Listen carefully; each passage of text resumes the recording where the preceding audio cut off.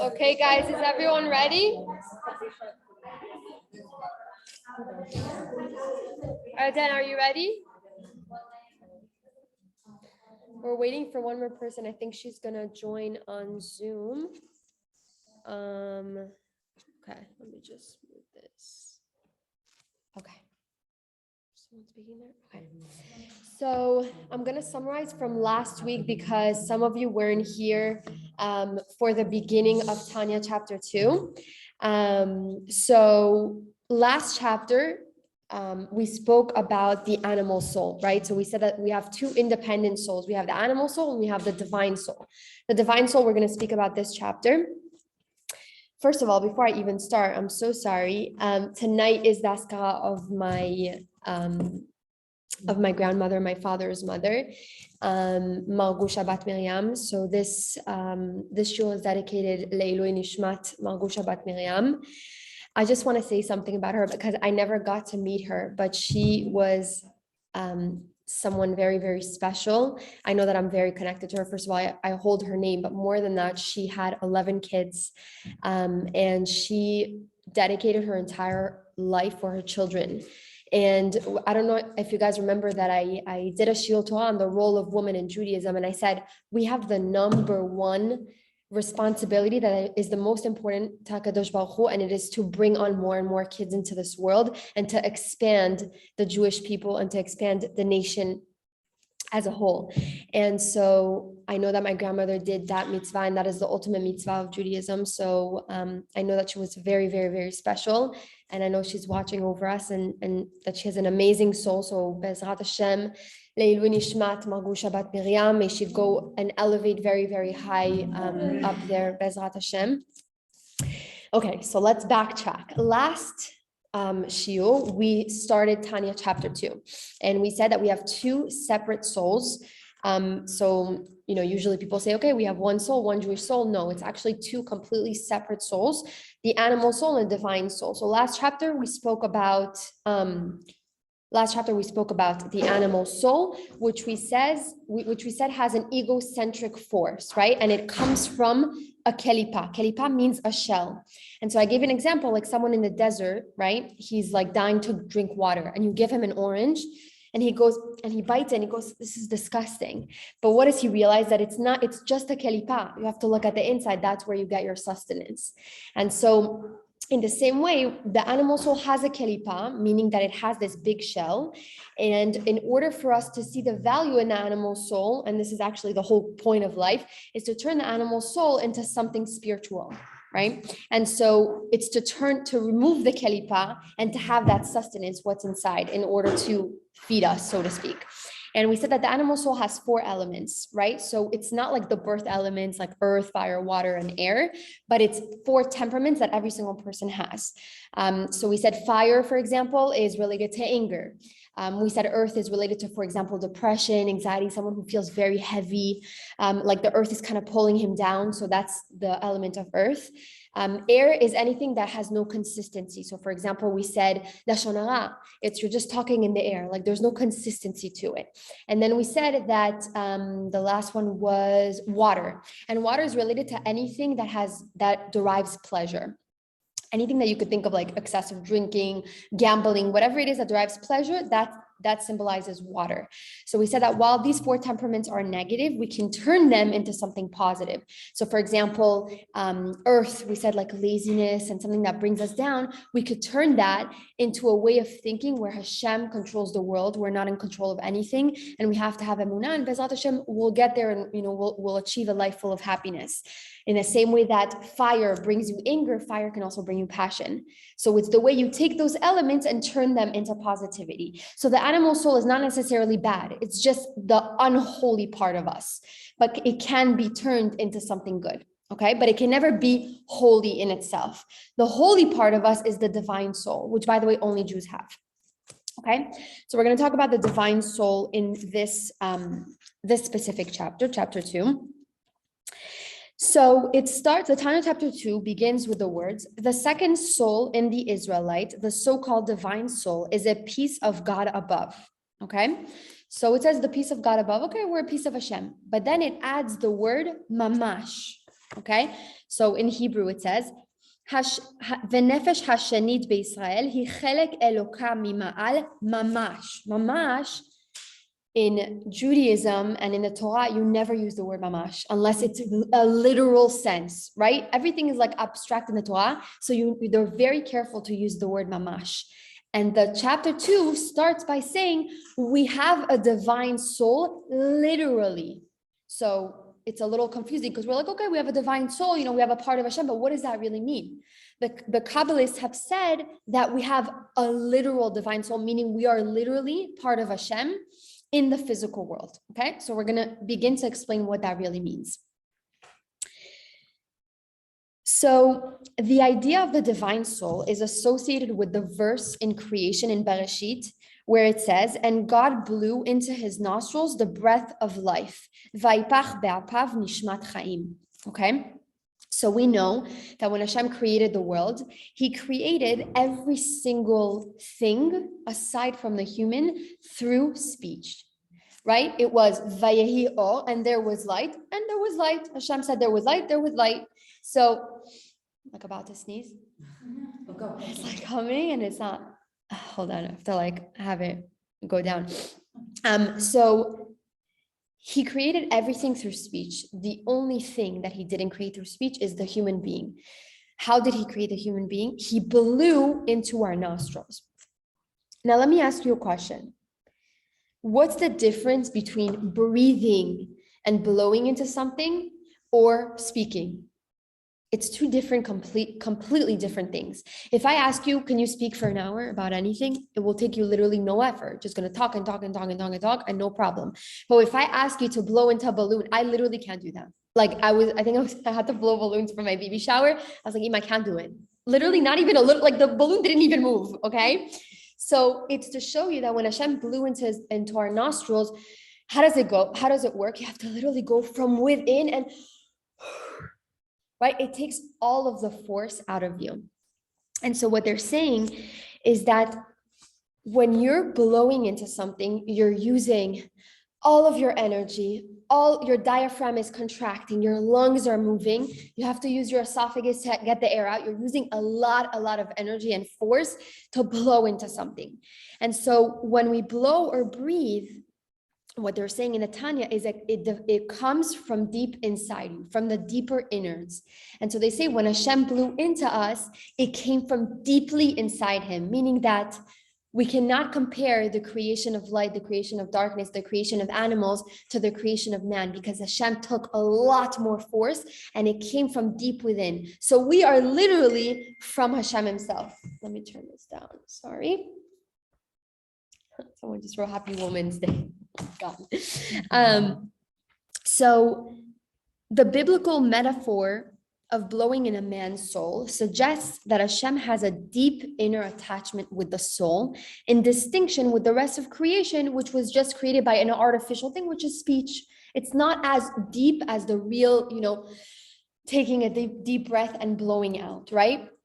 In the same way, by the way, that when we're doing right, when we're really anxious, what happens? We work on our breathing. Why? Because we have two different types of systems. So we have the sympathetic nervous system, which is basically the heart rate, rising, and the blood pressure and everything that makes things go faster and trigger your adrenaline, right? And then how do you slow it down? By breathing. When you breathe, you activate the parasympathetic nervous system, which basically calms everything down, slows your heart rate, gets your blood pressure back to normal. So all of these things, it's to show us that breathing is literally controlling our entire body. It's not just the lungs, it's not just the diaphragm. Your breathing is literally controlling even the mind. You learn to slow down, you learn to control your anxiety.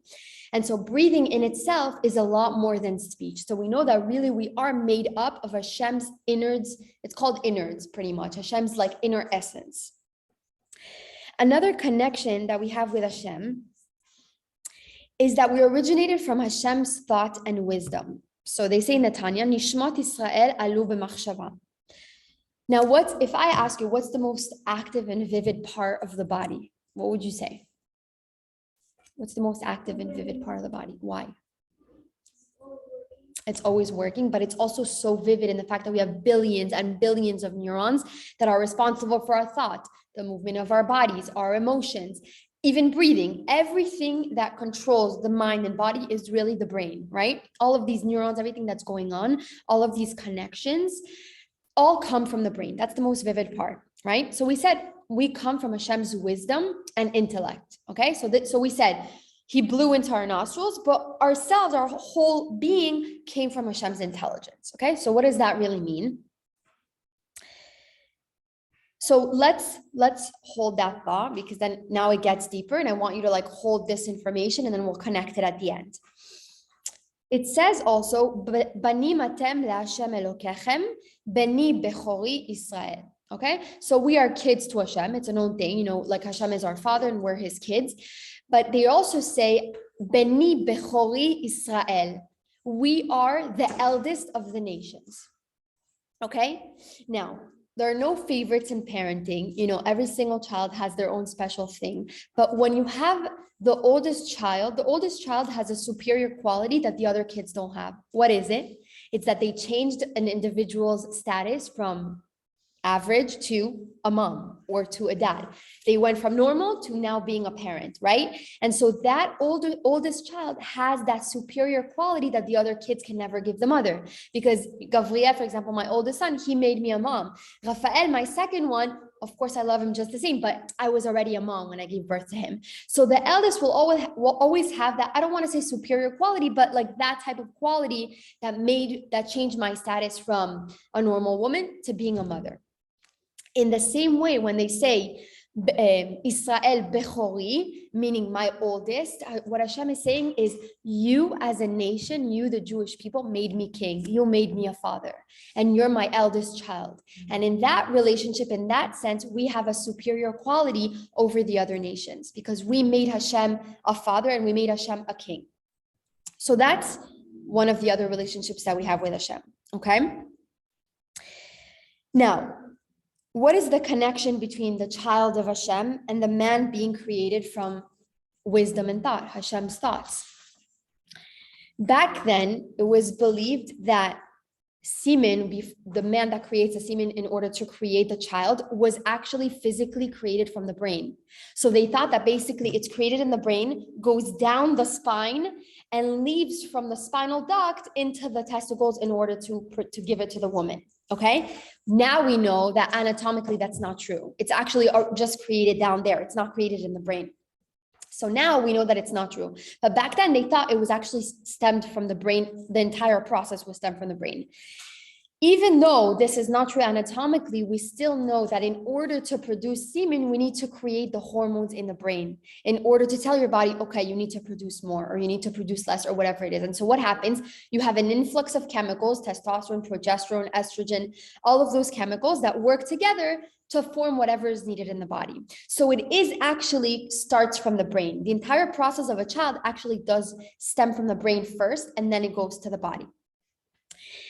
So with this in mind, we also know that when a child is born, he is his father's DNA. And by the way, when I say father, it's obviously the father and mother. But if you were to take a child's fingernail, a child's strand of hair, any little thing, the most minuscule thing you could think of, and test it, you would see the father's DNA, right? Because the child is literally the father's DNA.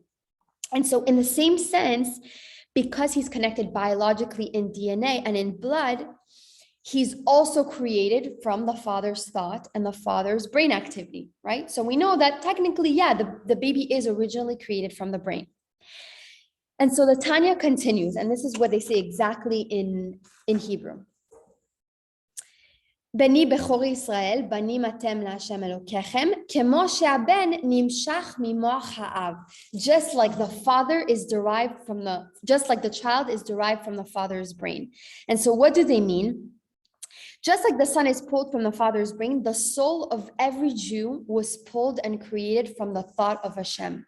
And in the same way that we have the DNA of our father, whatever we choose to test, whether it's a fingernail or it's a strand, we have that divinity with every single aspect of our body. In every cell, in every little thing that you could think of, we have the DNA of HaKadosh Baruch Hu. Okay, so that is the seed-child connection. Okay, so now we're gonna go deeper. Now, when we're talking about our human being and we say, okay, I had my child and it stemmed from the brain and from my thoughts. But hold on a second, because all of our thoughts, sometimes we're not our thoughts. Sometimes we have thoughts and we're like, wait, what was that? Like, that was not me. Like, I don't know what was talking in there, and it's called impulsive thoughts, by the way. So people who have OCD or even without a disorder, just normal people sometimes have weird thoughts that they don't even know where it stems from. So clearly that's not your identity, right? And so how can we say that a child comes from the brain if we are not our thoughts? How does that make sense? So now the Tanya continues to clarify and differentiate what it means by Hashem's wisdom and thoughts and the difference between our wisdom and thoughts. So Hashem says, and he says this in the Tanya, Kilo machshavotai machshavotechem. My thoughts are not your thoughts. Hashem is saying this, okay? My thoughts are not your thoughts. What does he mean by that? Okay, this is where it gets a little bit more intense, but let's focus and it will be a little easier.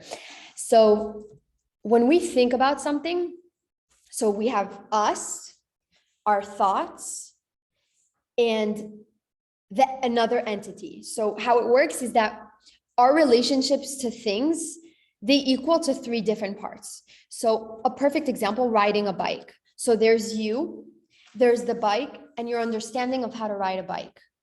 Same thing with anything, mathematics. There's the geniuses out there that they have themselves, they have mathematics and their understanding of mathematics. So some people have a higher understanding, some people have a lower understanding.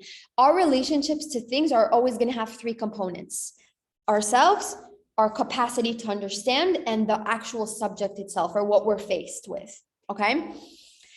When we're talking about Hashem, that we were created from Hashem's wisdom and thoughts, Hashem doesn't have separate relations to things. Hashem is his thoughts. Hashem is his wisdom. Hashem and mathematics is one thing, okay? So in this finite physical world, we have three different components to life: us, the subject, and our understanding of the subject. But Hashem is everything. He is the subject, he is the understanding, and he is him himself, the essence of Hashem. So when we say that we are derived from Hashem's wisdom and thought, what can we deduct by this? That we come from Hashem himself. It doesn't matter whether it's the thoughts, whether it's the wisdom, whether it's the nostrils, it's him himself, his everything. And so when we say we're derived from Hashem's wisdom, we're really saying we come from Hashem as a whole. We come from everything of Hashem, him in totality, him as a universal aspect of Hashem. And it's not just his wisdom. And that is, by the way, what differentiates us from our thoughts versus Hashem, which is one with his thoughts. So I think I skipped this part. Okay. So just see. Okay. So now that we differentiated between man and his thoughts, and we know that Hashem is one with everything, there's a question to be asked, okay? Hashem, when we're talking about his wisdom and his intellect and his thoughts, what can we derive? That he's infinite. He's infinite. There's so much to know. He is the knower. He is the known. He's literally everything, past, present, future. We can't even understand it. So if he's so infinite, how is it possible that when he blew into our nostrils that we were able to connect with him and that we were able to be, because he's so infinite? How could he blow into something so finite? How are we able to survive that if Hashem's light is so infinite? How does it make sense? Does anybody have any ideas? Hashem, who is so infinite in everything that he does. No, I'm asking a question again, just like to clarify. He blew into our nostrils. So it's like, imagine like an infinite light trying to fit into a finite vessel. It doesn't make sense, right? And we're saying we come from Hashem's wisdom, we come from Hashem's intellect, we come from Hashem himself, who is infinite. How does that make sense when we're such finite vessels? Maybe because we're also infinite, we go to another class eventually, so we like take that piece with us. So if we're finite and we're also not. That's beautiful. It's part of it. So you'll see it kind of meshes into what you're saying. So Okay, if you don't understand anything from now on, just raise your hand or like tell me to slow down because this is like where it gets super interesting and super like I love this part. Because Hashem's infinite light is so vast and we can't even begin to understand it, it goes through a term in Kabbalah called ishtalshalut. Ishtalshalut means it is a chain of worlds. Okay, so now we're obviously in the last world. There are 4 different worlds, but it goes through a process in Kabbalah known as tzimtzum. Okay, so now in Kabbalah, there's ishtalshalut, which is the chain of worlds, and every world has Hashem's light, but it gets smaller and smaller and smaller. It goes through a process of tzimtzum, which is contraction or diminishment. And so we have the 4 worlds. So we have Hashem's world, which is not even considered a world. And then the light diminishes a little bit more into Olam HaAtzilut, which is the highest after Hashem's light. Then it goes into Olam HaBeriyah, the world of creation.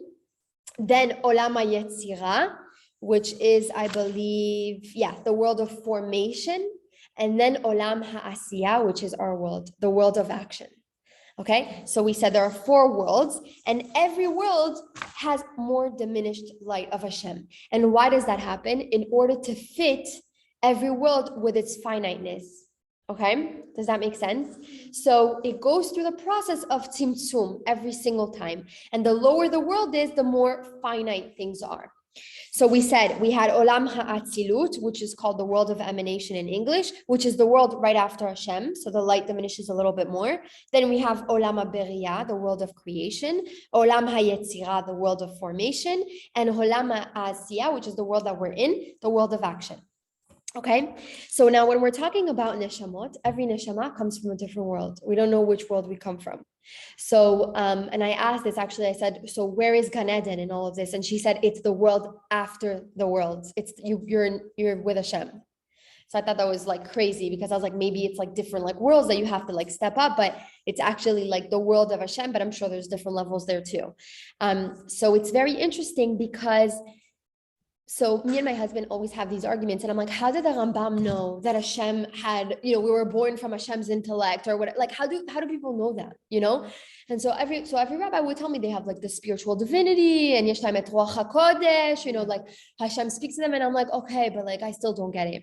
And this explains everything, because when a neshama comes from a higher world than you, then they see things completely differently. Like for example, the Lubavitch Rebbe, you would go to him, he would see through you. You don't even need to tell him anything. He would already know. Why? Because he comes from a world that the light is a lot greater. And so he has the capacity to see things that we don't see. And so his light is more infinite. So, and this is crazy. It's very, very sad for parents who have Hashem Yishmol kids who have some sort of bodily issues. But for example, somebody with an extra chromosome, so kids with Down syndrome or kids who are autistic. So what they say is that actually those neshamot are so high up and they come from an infinite light that the body can't handle it. And so it becomes defective because it cannot take in so much light from that specific world. And it comes from such a high degree, the neshama, that the second it enters the body has to somewhat become defective in order to hold the infinite light. And I'm going to give you a perfect example. I love this example because it literally explains it perfectly. If you take your toaster oven at home and you take it to the Florida power plant and you're like, I want to plug it in, what's going to happen to it? It's going to explode. Why? There's too much power. The toaster oven needs a specific amount of voltage in order to power itself because it's so small. It doesn't need a power plant of Florida. And what happens? We have the state power plant. We have the city power plant. We have the town power plant. We have our home's power grid, and then it distributes to the outlets. That's literally how it works because the amount of voltage needs to be diminished in order to fit different categories. And so in the same way, Hashem's light is so large, imagine like a power plant, that if you're so finite in a sense, you're a toaster oven, then you cannot fit Hashem's infinite light. And so in order to fit it, you have to go through certain diminishments. You have to go through a tzimtzum. Okay. And so, by the way, there are some synagogues who they stand up for kids who have Down syndrome. They literally stand up. They have like so much respect for them because they know, people who study Kabbalah, they know that these kids are very, very special and that they come from a completely different world and they have a direct connection with HaKadosh Baruch Hu.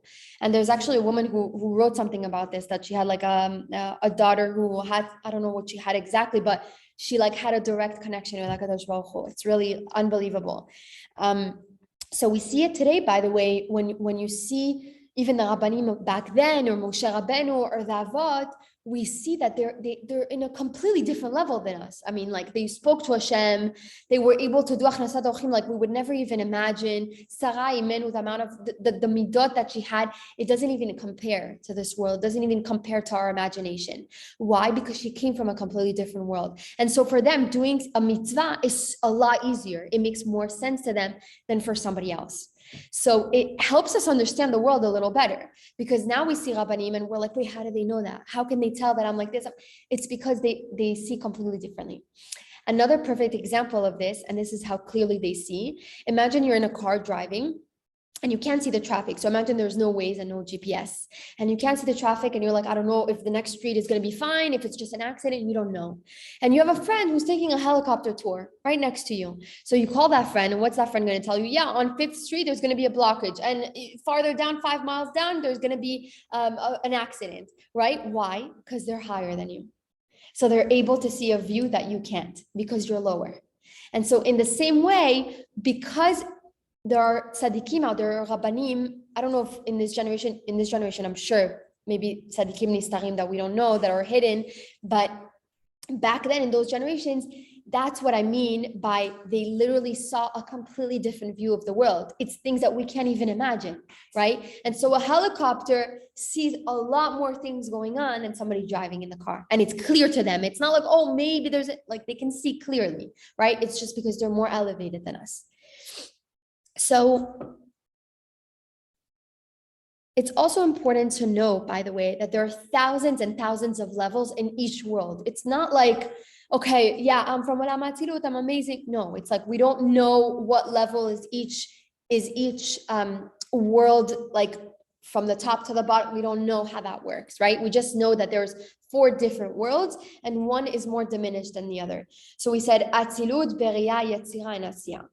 So okay, and this is also interesting. When we talk about different generations, like Moshe Rabbeinu, Avraham Avinu, right? We said we can't compare. And so the Tanya compares the different elevation of souls and the different levels of souls based on the human body. So they say in the times of Moshe Rabbeinu and in the times of Avraham Avinu, they represent the crown. They were the head, the most important aspect of the body, the highest aspect of the body. We are in a generation called Deikvei Mashiach. We're by the footsteps of Mashiach. We are the last generation before Mashiach.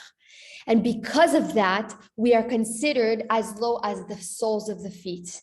So imagine Moshe and Avraham Avinu were all the way here, and every generation it gets lower and lower and lower. And so this generation is so low that we're at the soles of the feet.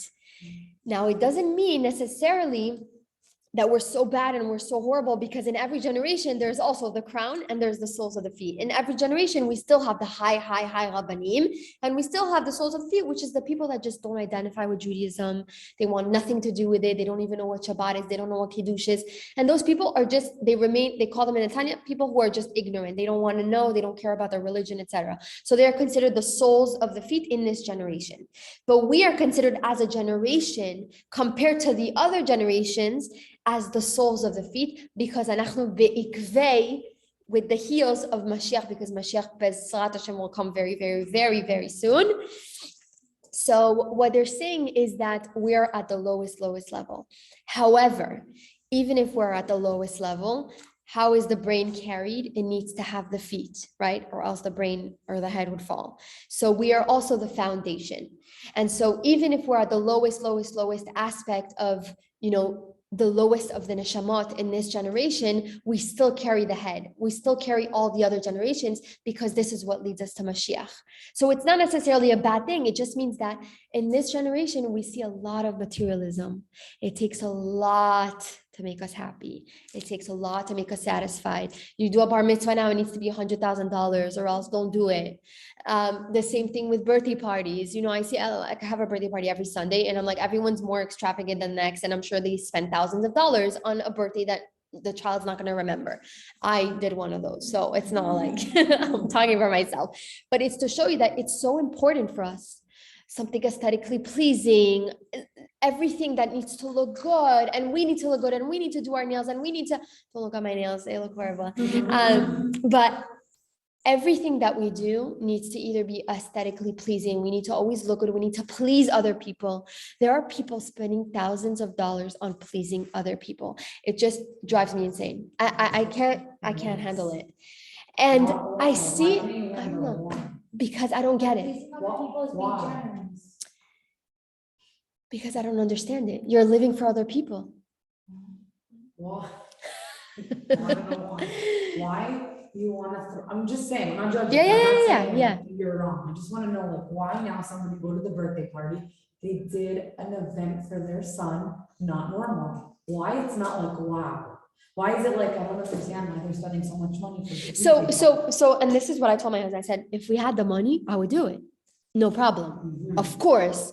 And I understand that they want to spoil their kids. But what I'm saying is that it's so important for us to show this is my child's birthday and I want to make it extravagant, etc., etc. But as long as you're doing it for yourself, no problem. And I know that I would do it for myself. If I had the money, I would do it for myself because I love planning events and I love making things look pretty. But it's not because I want somebody else to be like, hey, look, I have money. That's not. So I'm saying when the goal is different, do it for the right reasons, is what I mean. But does anyone really throw their 1-year-old an extravagant party for themselves? No. It's really yeah. But you get what I mean? This is the generation where everything. I don't want to sound like I love extravagant. Of course, but only because I love that. I feel like there's. But I'm not saying that it's bad. Sorry, what's wrong to look good? Yeah, that's what I'm saying. Buy clothes. No, I'm not saying that it's bad, but I'm saying back then, Sarah Iman wasn't like, I have to get my nails done because I have Orchim coming into the tent. She didn't care about those things. Because that time there wasn't like. Yes, but I'm saying now it's like we need to get our nails filed. The water needs to be My bill went from $40 to $100. Right. Yeah.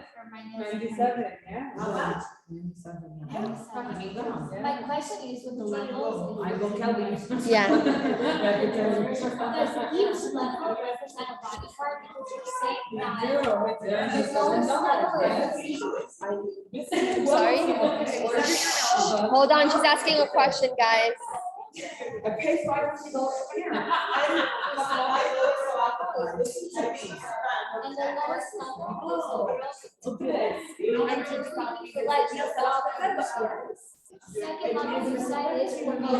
But it doesn't relate to certain things like, oh, this world is to do, nothing to do. It's just that's the name of the world.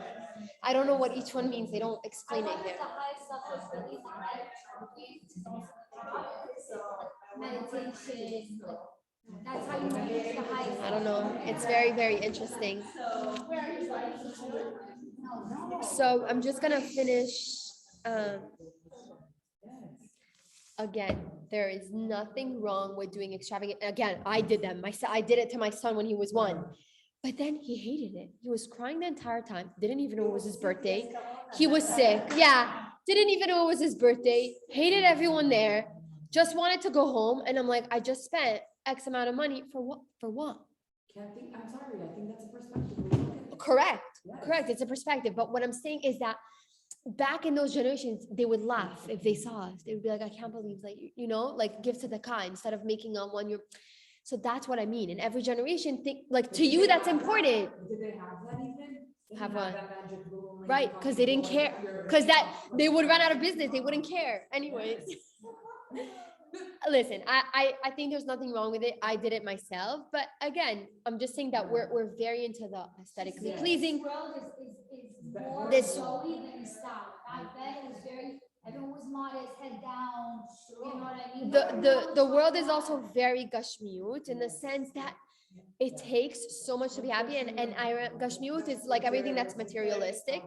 And like I'll give you a perfect example. I remember, like, I don't know, like there were times before I got married, like I think when I was in Israel, like the times that I would be down, I'd be like, yeah, I'm going to the mall, I'm gonna go to Zara, buy myself like some clothes, like treat myself, whatever. It's short-term pleasure. After you buy that shirt, 2 days later, you're like, hey, I'm not happy anymore, I'm depressed, let's go get another shirt. Good example. Do you understand? Now, Yes. now my lease is over for my car. My lease is over for my car. I was paying back in the day, it was 3 years ago, before Corona, for I think $400 for my car. Oh my God, here we go. Listen to this, 400, brand new Mercedes, whatever, you want to say, but who cares? Mercedes, yes, they have the understand why. We need to have a Mercedes today. My car, I paid for all, Hala I kavod. paid all, for everyone to understand. Okay, I had my insurance all, I paid $400, I said, back in the day, it was like, my gosh, it's expensive, but whatever, you know what, I work hard, I could do it, fine, I'm gonna do it, okay? Today, my lease is up, now that's it, I called to lease, I said, maybe just this car, my gosh, triple the price. Triple. I say, why? I swear, this is it's something like a thought that crosses my mind. I say, why can't I just get the Kia or the whatever? Not go against, God forbid, whoever has a Kia out there. Okay, why can't you? Or the Toyota or whatever. Why? I don't know. Kashmir. I say, why? Pay $200, $300, whatever it's gonna be. Get a car, without even go whatever. Get a car. Why does it have to be that? Can't afford that $800, $900 car right now. You know, I'm going to give you another example, and this is actually like my personal example. So I was telling my husband we need to buy a new car seat for Rafael because he's like that's it. Like we have the Nuna people, which is the newborn, obviously the highest of the highest car seats, and I have to get like the nicest one. And I go, okay, we need to get like a new car. He goes, but we have like the old car seat, just like use that. I'm like, no, we need to get a new one. And he's like, but it works perfectly. I'm like, no, but like, and Sam, I'm making this up now. I'm like, you need like safety things, like for the car, whatever. So yeah, he's like, what are you talking about? I was like, yeah, look it up. Like literally, child safety. You need a new car seat. He's like, yeah, whatever, but I was like, I need everything new. I can't like, but, and it's like, it's crazy because now we waste even though we don't. If I couldn't afford it, I probably still would. That's what I'm saying. Right. I'm like, am I gonna get the 900 or 2 jobs? I'll do whatever I need to do. She'll work 2 jobs to have the I'll do what I need Mercedes. to do. Do you get what I mean? Like, Listen, everyone's different.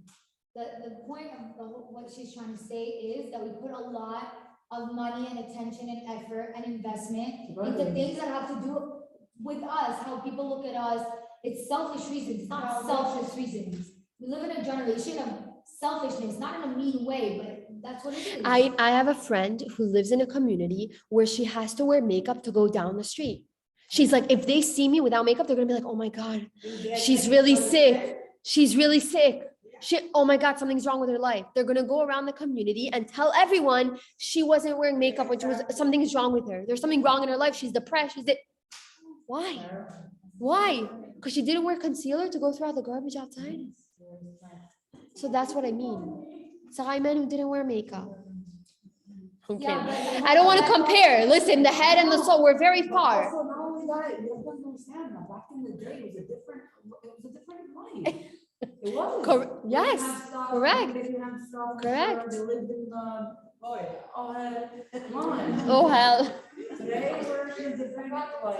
Today, it's a different world, yes. So, okay, so if you could pick, what generation would you be? Me, I want to go back there. She wants to go back there. Yes. She wants to go. Why? Why? I hate this, where the world today. Yes. Okay, but why? Why? But why would you? Why? I'll tell you this situation. Today, I feel like there's no person. There's no, don't take this the wrong way. There's no guys. There's no Consistency. There's nothing. I feel empty. And the most I've everything means nothing. You have a nice car, it means nothing, because in 3 years, This is going off. I'm a very positive person. Again, you guys know I'm not like You this. are, I'm not, yeah. I'm not. we're not judging you. You could say whatever you want. Today, there's nothing means nothing. Today, you could be like this, tomorrow, you could have nothing. That's absolutely. You don't know, like, Absolutely. there's endless schmaltz. It doesn't matter what you could be in the most top house, the most beautiful, the most money in the bank tomorrow. In Hashem, what's that? You could be sick, you could be disabled, you could get in a car accident. It means nothing. So to me, I don't know. And today the world is just getting worse and worse. Like Ukraine and the people that were millionaires, their stuff are frozen. They can't. You're being in a war, you can't even leave. And the chayim מאוד קשים today. That's why I have to find meaning in nothing. Exactly. To find I don't know, meaning in like, things that can be It's taken very hard. away. I'm tired. That's exactly. If you're meaning Let's be both, let me go to the door. It's like shefa, like the luxury of having Publix even, or like Whole Foods or whatever. Back then it was like living to survive, like you weren't guaranteed a meal, you know, like it's different. Now it's like shefa. You didn't listen in my show when I said back then, if you would have told them there was vaccines for influenza or diphtheria and all these things, and we would have air conditioning, they would be like, that's it, you would have reached happiness. But we haven't. So what's the reason? It's not about having more. It's not about having better even. It's not. It's actually about having less. No, I hate And- the social media. I hate the stuff. I hate the work, the news. It's look at this one. Yes. You know why she understands? Because she was in a generation where where it was things were more this is what I wanna say. consistent. Very important. I'm sorry, I have to cut you off. I want to tell you another example. No. No, yes, yes. Generation of science. I want to tell you something. No, but I have to say something. I don't want to say who because it doesn't matter. You know what? I'm telling you. I know somebody. don't say the name. No, I'm not. I know somebody that has a lot of housekeepers and help. Has Okay. a lot of housekeepers in house. Hashem. Oh, this one must speak. Problem. Ta, ta. I looked at my mom the other day and said, Mom, why are things so hard for people? The person has help. I said, and back in the day, she goes, I didn't have help. I didn't have housekeeper. I did everything on my own. Because you want to know why? Because you know you have it. As I was just telling her. If you don't have it, You're stronger. You're strong. You do it. You figure it out. You get up, you wake the kid, you do the thing. Yeah. Today, when you know you have the help, you have the financial fund, you could do it. It's harder for you. Everything's a problem. The more you have today, the more problems. And the harder it is. Exactly. I'm not talking about You learned money. it. You I'm not learned talking it. about money. But Money 100%. is very helpful. Don't get me wrong. Can change your life. But Everybody's like, I want this. I have to say one last thing. This is something that I didn't hear. I don't judge anyone for having this. I never grew up with like a night nurse or like never that concept of a stranger sleeping with someone's baby at night. it's I'm not sickening. judging, but it was never something. So it's something that was never, I was never like, oh, at night, even if I'm a billionaire, I'm gonna have night nurses because for me, it's like, obviously I'm taking care of my kid in the middle of the night.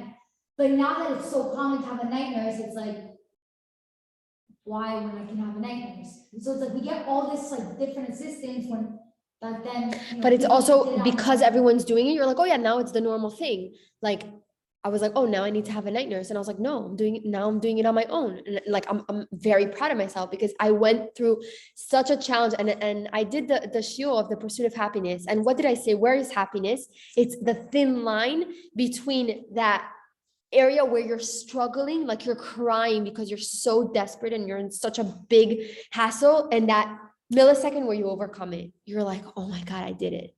In the same way when Gabriela, oh my God, that was like the worst time for me. But when I told you 9 months pregnant, I was supposed to give birth any day. Gabriela had to be hospitalized for 3 days. I'm like, oh my God, like I was gonna lose my mind. I was like, oh my God, like my life is over. What am I gonna do? Gabriela is this. I can't even see him because it was like the COVID time. There was a huge spike. The hospital was like, you can't even go in here. The second he came out of the hospital, nothing could have changed my state of happiness. It was like, there's a word in Hebrew called chedva, which is like the initial spark of happiness, which is the happiest, and then it kind of goes down. You know how it's like the anticipation kind of. So like, she kills me. I'm obsessed with her. But that, So it's Erica. So it's in the struggle that you find meaning. It's not about being happy. It's in the struggle. It's in the struggle. I told you I had after my birth, probably all of you already know, but I was having like neurological symptoms. I'm like, that's it. I'm not gonna be able to take care of my kids. And I was freaking out. I was telling Erica this. I'm like, Erica, that's it. It's over. My life is over. Literally crying to her. And every day that I get better is another spark of happiness. It's another meaning. I find meaning in walking, in being able to use my legs today. Because when I gave birth, I couldn't feel my legs. And so to me, I was like, oh my God, like having numbness in my body and then waking up and not having it, that's the happiness. It's the gratitude in that. It's not about having night nurses. Like for me, at least, it's the struggle. It's becoming stronger because you find meaning in things. And so, yeah, when you have a lot of help, you don't find meaning because you have no purpose. Everyone's doing something that you're supposed to. You understand? I think that's true, but the person, God forbid, he gets sick or something and he gets better and he appreciates more. Exactly. Of course. You know? Of course. Everyone has their own issues. But also, I think, I don't know, there's also, I agree with what you said, but also, Where do you think consistency comes from in the world? Where is their meaning? Where are all the charities, where do they come from? It's because somebody lost their father to cancer. It's because somebody lost this person, or somebody became paralyzed, or somebody learned that their cousin has ALS, whatever it is. This is where the foundations come from. This is where Chassidut comes from. This is where all the goodness and kindness in the world, it's because of the people that we need to help. Or it's because of the people that died. Or it's because we found meaning in that. It's in the struggle. That's the happiness, and this is where you find meaning. So it's not about like having a life with no problems. It's the opposite. What makes a good book a good book? The struggle. Right? What makes a good book a good book? It's the struggle. Okay? Imagine a book. She woke up in the day, had breakfast, went to sleep, had an amazing night. No. She tripped, she had to go to the hospital, MRI. Like, that's fun. You're like, oh my God, what's going to happen next? It's the struggle. That's the meaning. I mean, for me. You can't write a book without a plot or a struggle or a conflict or anything, an antagonist. The struggle also doesn't have to be something physical, it could be a mental struggle. It could be, yeah, Like, of course. you feeling down, and then the next day waking up and telling yourself, It's the worst. I'm gonna feel great, Yeah. overcoming those little. Yeah, I know. The down, when you really don't have a reason to be down or hurt or anxious. About something, Exactly, and you are, anyway. you're just like, what is wrong with me? I And you feel promise like- you that all of us are very lucky, and it's very rare for us to have it. Really an issue to be down, and you should Yeah. really internalize, okay, why am I down? Because I'm bored, you know what I mean? Like, no, I'm saying like, we live in a very, very special generation. Like, we're very. Very hard. And it's a generation that's very conditional. So like people are like, oh, the second I make $100,000, I'm gonna be the happiest person because I'm gonna have a house. When I get married and I have kids, I'm gonna be the happiest person. No, it's about now. You need to be happy now. It's not about later when circumstances change, because the circumstances are always going to change. In the same way that my husband told me, he said, because I get really bad anxiety sometimes. And I told my husband, I'm like, okay, whatever, like we'll pass the stage of the babies and then like I'll be fine. He goes, your life will never be worry-free. You get that? It's not about your life being worry-free. It's about you knowing how to cope with the worries, because you're always going to have worries. You're always going to have worries, whether it's your husband, whether it's your kids, whether it's getting married, whether it's this, people trying to get pregnant. The challenges never end. It never ends. And so learning how to cope with every single thing, that's the life. That's the life. You don't want to have a perfect life. That's not. On occasions, and also what scares me is that when let's say something bad happens, or God forbid, like from any extent, it could be the smallest thing, it could be the biggest, I have to say, yes, thank you, Hashem. Hashem. Yeah. That's very hard. I find it like, God forbid, shit, oh my God, I had to go through that, Hashem, but I'm saying like, I wouldn't know how to like, or like that to me is the worst in life, right? At death. So like, like, how does that person, or whoever, not even have to be death, or even something else, like, went through things that are, like what you said, like, There's a song that I sing, thank you, the song Tov Le'odat Hashem. So my Rafael, 2 weeks ago had 104 fever, and that's like go to the hospital. It's not even like wait, like whatever. I call the doctor. He's like, wait till tomorrow. I'm like, I can't. What do I do? And he's like, no, Rafael. And Rafael is 6 months. He's small. So I'm like 104. I'm like, I hyperventilate the second it reaches 100.4. I'm like, that's it, hospital. I'm also like, calm down, like nothing's wrong, like it's gonna be fine, whatever. Hyperventilate, whatever. Now he's not sleeping, and I'm like, oh my God, what are we gonna do? And he goes, sing to him your favorite song. Now I used to sing to them when I was pregnant with both of them. I used to sing every day. I would sing in my stomach, so they literally know it by heart already. Like Rafael, I'm sure sings it in his like subconscious. And so he's crying, like there's nothing to calm him down. I gave him Tylenol, not Benadryl, Tylenol, Motrin, whatever you can think of, okay? Like try to rock him, whatever. The second I started singing, the entire night fell asleep. And why? Because you internalize that when it's the hardest for you to believe in Hashem, because I'm literally hyperventilating and I teach about Emunah. I was like, what, like, don't be, like, not that it's exactly, don't be a hypocrite, but it's not even that, it's ups and downs with Emunah also. You're not perfect, you're a human being. You could be a Rabbanit, the head of a yeshiva, and you're still a human being. You still have your ups and downs. And for me, that was my like, why is it that I call the doctor, he has 104 fever, but I don't do Tehillim first? Why doesn't Hashem come first? Thank Hashem. Thank you, Hashem, he has 104 fever, because that means he's fighting an infection and his body is able to fight the infection. Or do you know what I mean? Oh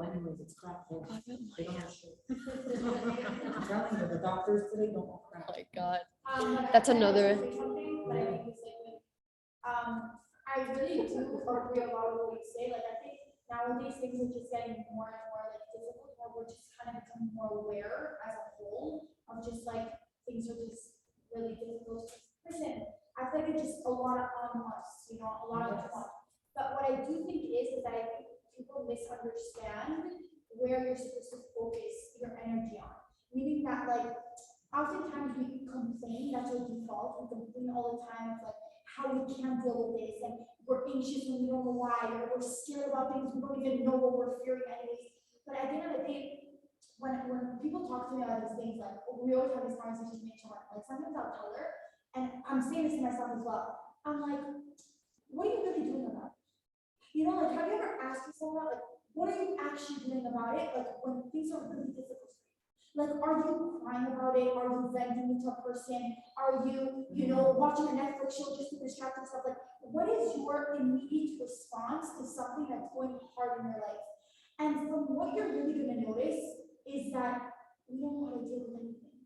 And oftentimes we put our energy in all the wrong places. And like, if let's say something was really difficult for you, or something is so overwhelming for you, we don't end up just like turning on Torah anytime it's listening to show. That's not what we do. That's not our like go-to. It's more like, I have to call my friend, I have to call my mom, I have to call my this. It's not like necessarily like we get what we input, and we don't input the right things. So our outcome is shit. And it's crazy because we don't realize it. Too many distractions. We just have to input all the right things. Think about it like this: yeshiva boys, yeshiva girls, people that are not yeshiva girls, but girls that are in like seminary and things like that. They're probably one of the happiest people you'll ever see. Like, they're always just smiling.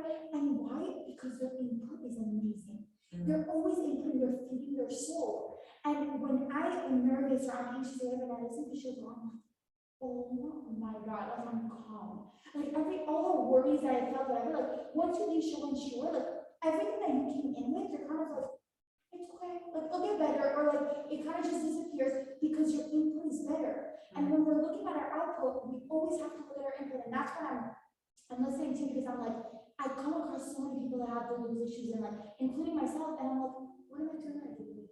Like, am I eating healthy? Am I working out? Am I meditating? Am I listening to Shua Torah? Is my lifestyle good enough for me to actually complain? You understand what I'm saying? Because most likely God won't just leave you. One time He just wants you to look up and be like, what are you doing wrong? So, Wow. Wow. That was. Shani. Shani needs to write a book. I see what you're struggling. By the way, when in the words טוב להודות להשם ולהגיד בבוקר חסדך ואמונתך בלילות. להגיד בבוקר חסדך. When is it easy to thank Hashem? In the morning when there's lights. And when everything's good, you're like, thank you Hashem for an amazing life. אבל אמונתך, you need to have emunah בלילות when it's dark. When it's dark and you have the hassle and challenge, and you're like, I can't do it. Why are you doing this, Hashem? You need to have emunah. right? Yeah. Well, we need to be thankful either way, but I'm saying that song is like literally, it's such a powerful message because it's that. So yesterday, I had to. Oh, thank God. No, this was like, we're doing part 2 next week, because I want to stop Listen to here. the story, okay, it's crazy, I can't believe it, because we're talking about now, this isn't what. it didn't come to my head. It came to my head because we started laughing about international last night. I had a dream, right? Oh, here we go. And whatever was crazy about, and in my dream, I felt, like a machba, a rat, like a mouse or a rat on my foot the whole time.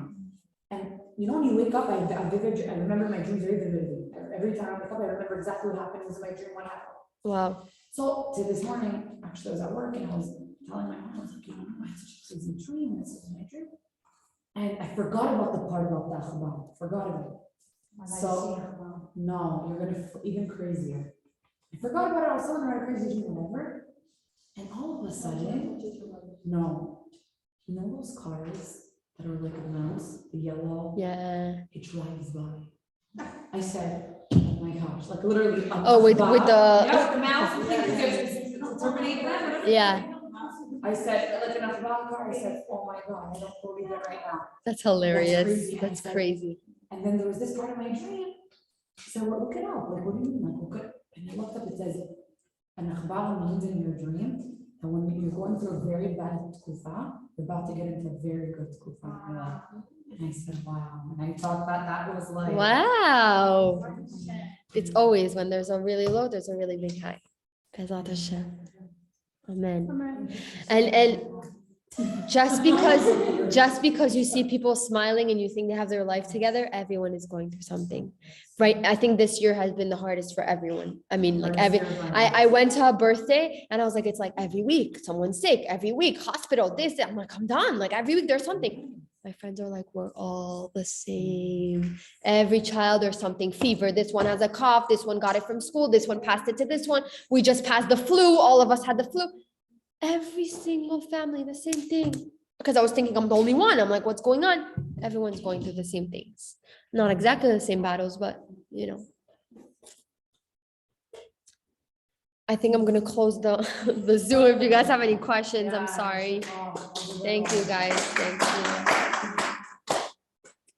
You ended a little on the cooking.